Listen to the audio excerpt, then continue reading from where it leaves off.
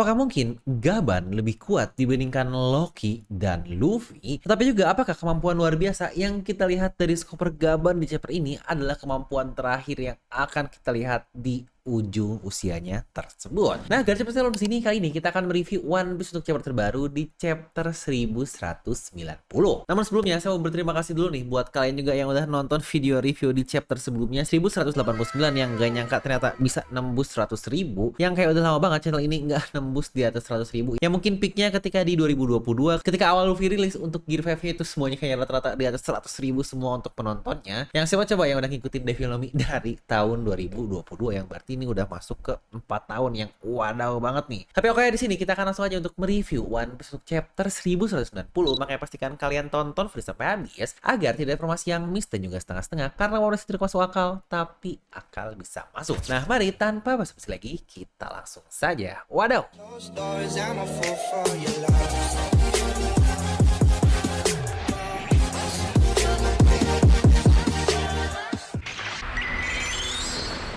Nah, di mana judul untuk chapter kali ini adalah satu kematian yang akan dirayakan. Dan cover record sendiri terlihat nih Shanks yang sedang membakar ikan untuk sarapannya bersama dengan kucing dan Luffy kecil. Karena terlihat di sini Shanks masih memiliki kedua lengannya bagaimana. Oh ya, tambah juga ya di sini pun Oda memberikan notes untuk perilisan dari majalahnya. Oda berkata untuk berdoa pada kebaikan semua yang terdampak di Jepang sana, terutama gempa di Kumamoto yang baru saja terjadi akhir-akhir ini. Oda pun bilang ingat ya untuk fokus ke recovery dari emosi atau mental terlebih dahulu. Nah, di sini kita masuk ke isi dari chapternya. Chapter pun dimulai dengan lanjutan dari chapter sebelumnya, di saat Gaban yang menahan sabetan dari kapak Imu sambil dia pun tersenyum lebar di saat Luffy yang terlihat sangat-sangat sekarat.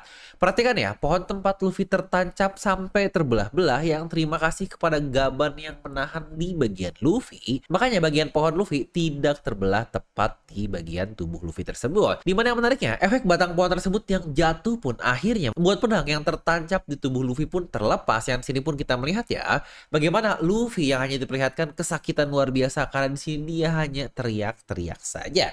Dari sini pun terlihat kalau Imu sudah mulai kecapean karena terlihat panelnya seperti apa. Di situ pun dia langsung berusaha nih untuk menyerang Gaban, tetapi Gaban berhasil menghindarinya sambil Gaban pun berkata, sungguh wujud yang mengerikan. Imu terdengar kaget mendengar hal itu dan Gaban pun melanjutkan, kau benar-benar seperti bukan berasal dari dunia ini. Dan Imu pun bertanya, kau siapa? Dan Gaban pun menjawab lagi, seseorang yang memahami dunia ini. Yang bukankah ini wadaw banget? Yang apakah teori lama kita benar kalau Imu bukanlah dari bumi melainkan mungkin dari sosok lain? Makanya Gaban pun berkata, sungguh wujud yang sangat aneh sekali. Yang apakah nih teori yang sedang populer akhir-akhir ini terkait Imu adalah Beo itu benar, yang mungkin bisa kalian tonton untuk videonya pernah saya bahas juga beberapa hari yang lalu, atau mungkin di video yang sebelumnya lagi saya membahas kalau Imu kemungkinan bukan dari bumi melainkan bisa saja dia dari bulan, yang persis seperti kata-kata Gaban kalau kau bukanlah makhluk dari bumi ini. Yang wadidaw, apakah benar teori yang sudah lama tersebut? Tapi menurut kalian gimana? Apakah Imu adalah Beo atau Imu adalah dari bulan? Coba tuliskan di kolom komentar. Kita lanjut reviewnya dulu. Di sini pun Gaban langsung melompat ke lokasi Luffy yang sekarat dan dengan santunya dia pun mengangkat Luffy sambil berkata, "Hey, bangun, Luffy si topi jerami."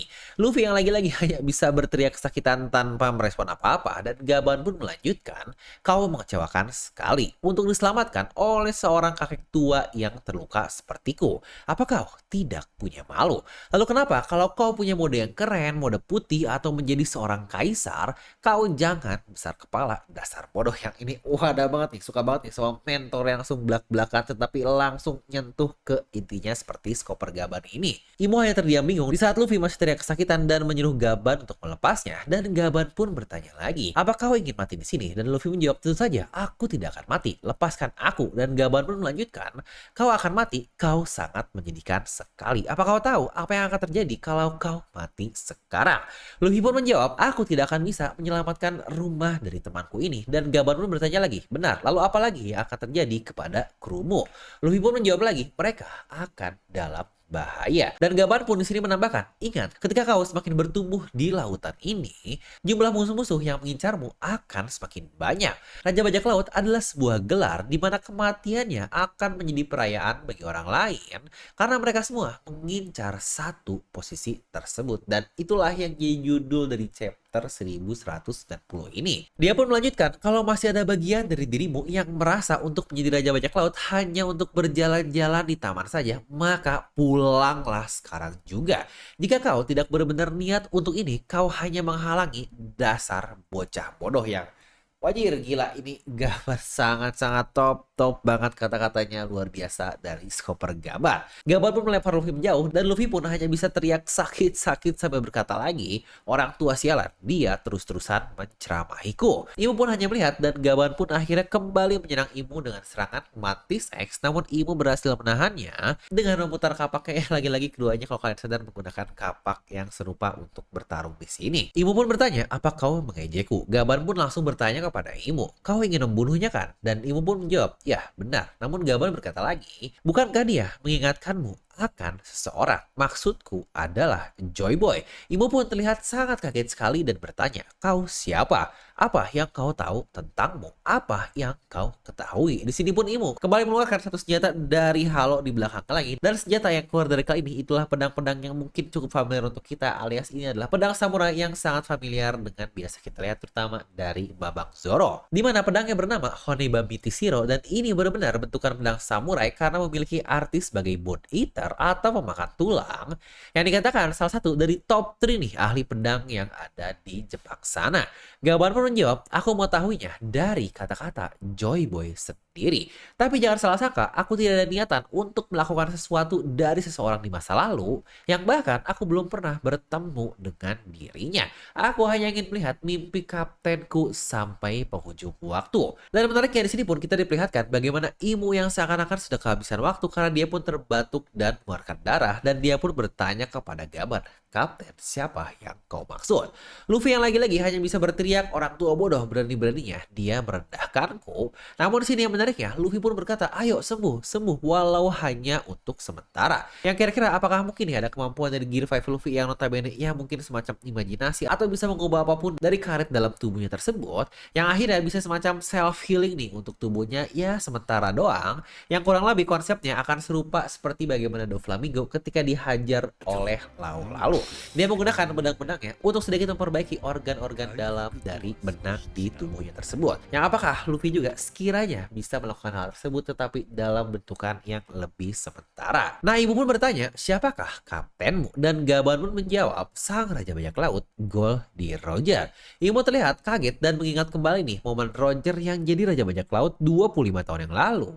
Dan dia berkata, ini sangat tidak mengenakan. Kenapa seorang disebut sebagai seorang Raja Bajak Laut? Jangan biarkan namanya tersebar luas lebih banyak lagi. Dan Ibu pun bertanya lagi, benar, dialah yang memulai era keemasan dari bajak laut ini.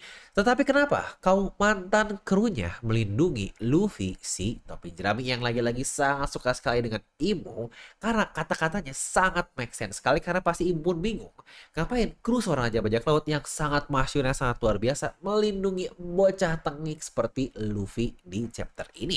Tetapi juga di sini Oda memperlihatkan jawaban dari Gaban sangat-sangat simpel tapi sangat-sangat masuk akal juga. Dimana dari Imu walaupun kata-katanya sangat simpel, sangat-sangat tipis, tapi terlihat ya kalau dia perlahan berusaha menggali nih apa yang Gaban ketahui. Dan jawaban Gaban di sini adalah karena kau berusaha sebegitunya untuk menghabisi bocah tersebut. Bukankah penjelasan itu yang paling masuk akal?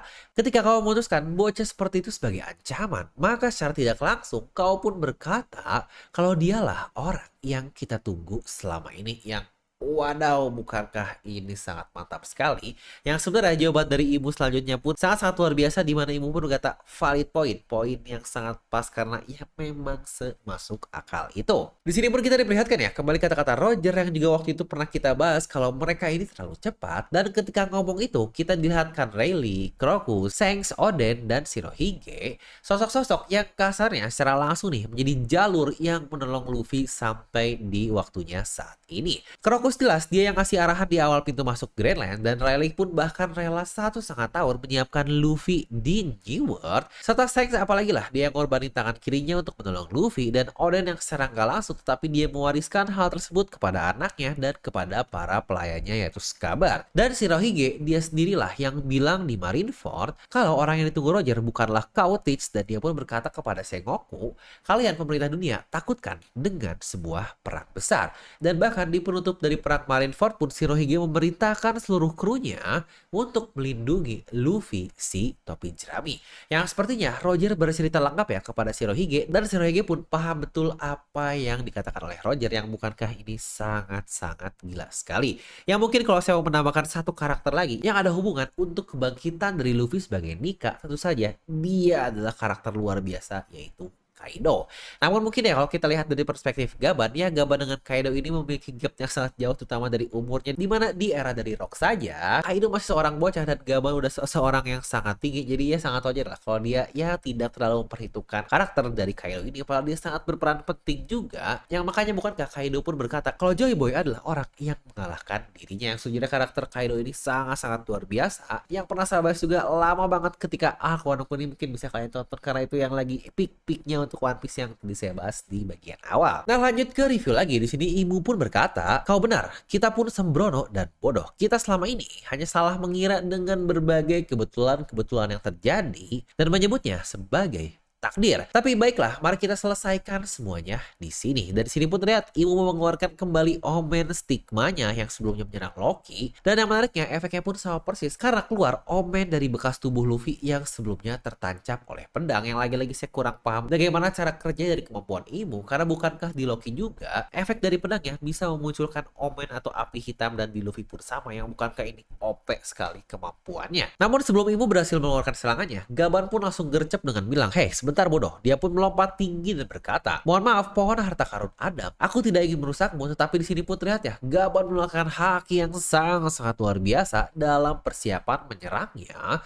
Namun tentu saja Gaban yang masih dalam kondisi terluka yang cukup parah tidak bisa optimal karena sendi-sendinya terlihat kesakitan. Plus dia juga berkata kalau dia memang sudah menua. Dan serangan tersebut bernama Kabudo, yang efek serangannya sangat-sangat gila sekali, yang bahkan membelah beberapa batang utama dari pohon Adam Elbaf. Yang serangan tersebut pun berhasil ditahan oleh Imu, yang definisi ini gila banget. Yang bukankah cukup mirip juga ketika Gap menggunakan Galaxy Impact-nya dulu, dimana seakan-akan Gap mengumpulkan hakinya dahulu baru dihempas secara sekaligus, karena efek hakinya terlihat sangat-sangat kuat sekali. Yang di sini pun kita diperlihatkan ya satu panel kecil di mana Luffy yang sudah mulai bangkit sambil berkata, "Si sialan orang tua itu, aku tidak akan memaafkannya meski dia adalah teman dari Rayleigh." Dimana serangan Gaban tersebut pun berhasil ditahan oleh Imu, walau tetap nih menerima efek yang dahsyat karena Imu pun terlihat terluka akibat serangan Gaban. Imu pun berkata, "Walau kau tua, tetapi kau adalah kru dari Raja Bajak Laut." Gaban pun menjawab, "Apa itu yang kau pikirkan?" Dan Gaban pun mengeluarkan kembali serangan lanjutan yang serupa nih seperti menghajar Luffy dan Zoro di kasih lalu, tetapi pasti skalanya jauh lebih gila, yang bernama 8000 Slash Grim Trong, yang wah ini 8000 slash dalam beberapa detik saja. Namun di momen ini pula Imu berhasil menyerang Gaban dengan pedang samurai Honebami atau Bone Eater-nya tersebut yang terlihat menyerang bagian kiri dari Gaban.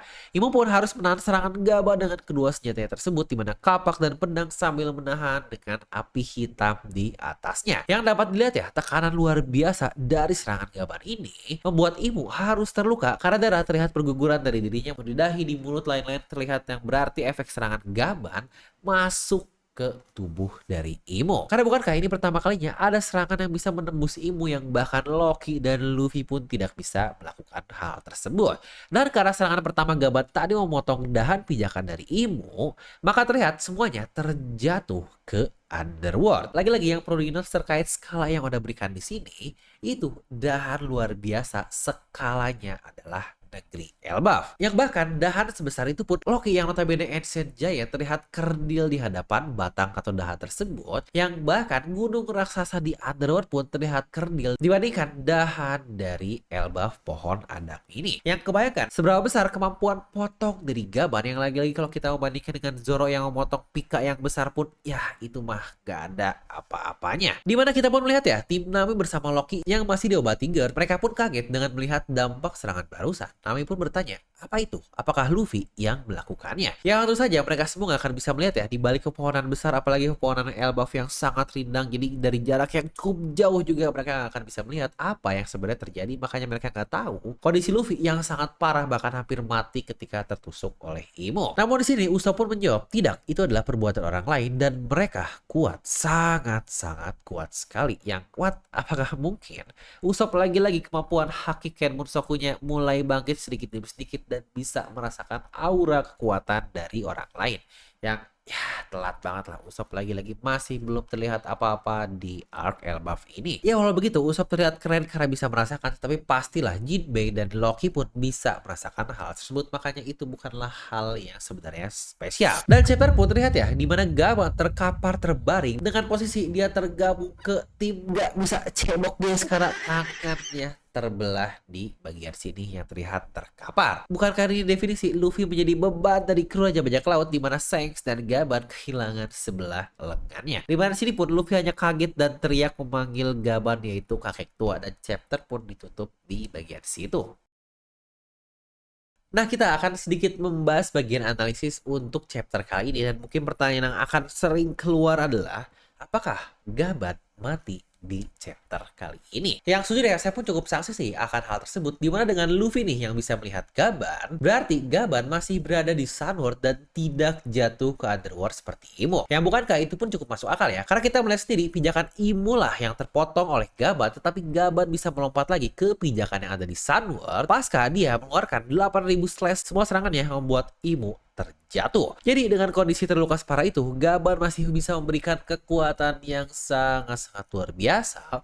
Walau begitu, selamat datang ke tim no cebok seperti Hawkins, Skid, Shanks, dan juga dirinya sendiri yang wadidaw banget nih untuk kakek tua Gaban. Mungkin buat yang bingung, kok Gaban ngapain nekat sih mau nolong Luffy, seorang bocah ingusan, sampai harusnya kasarnya mengorbankan dirinya sendiri? Ya sebentuk jawabannya pun sudah kita lihat juga di satu chapter kali ini. Walau dalam keadaan terluka parah, dimana bukankah sebelumnya dia tertusuk parah oleh Good God, tetapi di sini pula Gaban mengungkapkan alasan yang sangat-sangat clear sekali, dimana awalnya dia melihat ini hanyalah permasalahan Elbaf saja, tetapi dia pun merasa juga kenapa kok ada sosok yang sangat kuat yang malah fokus kepada Luffy si topi jerami. Kenapa dia mengincar bocah tengik ini yang bahkan kekuatannya pun tidak ada apa-apanya, yang pada akhirnya dapat dilihat juga kan Luffy yang sampah banget di hadapan Gaban ini. Yang jangan lupa Gaban di sini dalam keadaan terluka parah, dan bahkan Loki pun yang dalam keadaan terluka parah, dia nggak bisa ngapa-ngapain Imo, sedangkan Gaban bisa. Dan Luffy yang notabene sehat seperti yang sebelumnya dia katakan, dan dia bahkan sudah makan banyak, lagi-lagi lebih gak bisa ngapa-ngapain di hadapan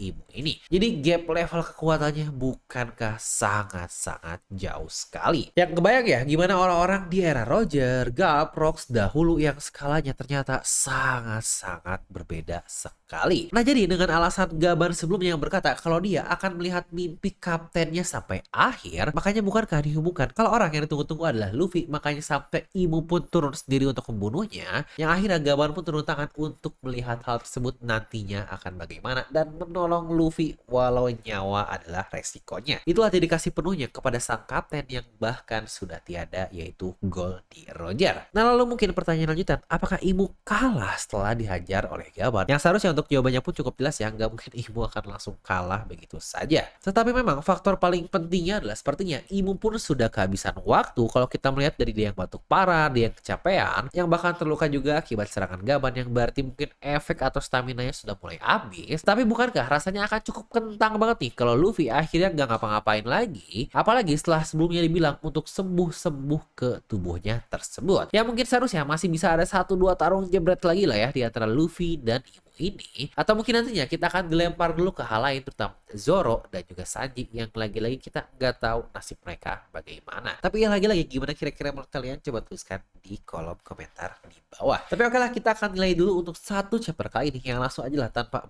ibu ini chapter luar biasa 10 dari skala 10. Menurut kalian berapa? Coba tuliskan di kolom komentar. Nah jadi oke lah, itu aja untuk satu video kali ini. Like aja kalian suka, bisa juga suka, jangan lupa untuk subscribe dan juga share ke teman kalian. Dan saya mau berterima kasih juga nih buat para membership yang masih setia di channel Devilnomi ini. Buat kalian juga yang mau join untuk mendapatkan badges di sebelah nama kalian plus emoji yang lucu-lucu ini, cuma goceng doang, bisa klik tombol join di sebelah tombol subscribe. Dan buat kalian juga yang ingin lihat properti-properti yang ada seperti di belakang, lalu juga ini mic dan juga ini kamera sama kayak apa semuanya, bisa klik tag produk yang ada, yang itu membantu channel Devilnomi juga. Nah sampai ketemu lagi di video selanjutnya. Gue Devil pamit and I'll see you guys next time.